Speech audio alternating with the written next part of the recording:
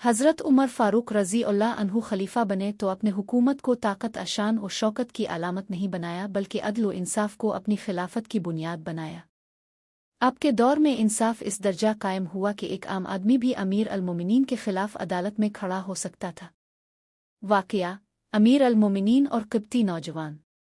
मिस्र के गवर्नर हज़रत उमर बिन उलास के बेटे का एक वाक़या बहुत मशहूर है। एक मर्तबा मिस्र के एक क़िब्ती नौजवान ने दौड़ रेस में हिस्सा लिया। इस दौड़ में हज़रत उमर बिन उलास के बेटे भी शामिल थे। रेस में क़िब्ती नौजवान जीत गया तो गवर्नर के बेटे को गुस्सा आ गया।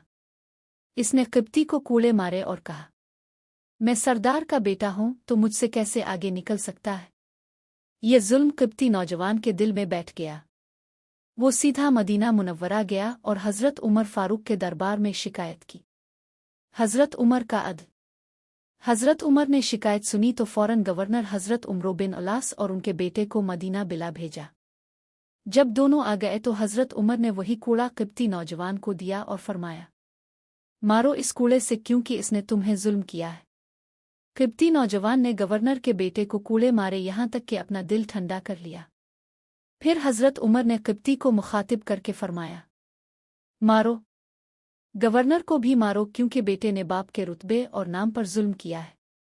क़िब्ती नौजवान ने कहा, अमीर अल-मोमिनीन, मैंने अपना बदला ले लिया है, अब मुझे गवर्नर से कुछ नहीं चाहिए। हज़रत उमर की मशहूर बात। इस मौके पर हज़रत उमर ने तारीख़ साज अल्फाज कहे, ए उमर बिन उलास, तुमने कब से लोगों को ग़ुलाम बना लिया है, हालांकि उनकी माएँ तो उन्हें आज़ाद जना करती हैं। यह जुमला आज भी अदल व इंसाफ की मिसाल के तौर पर दुनिया भर में याद किया जाता है। सबक।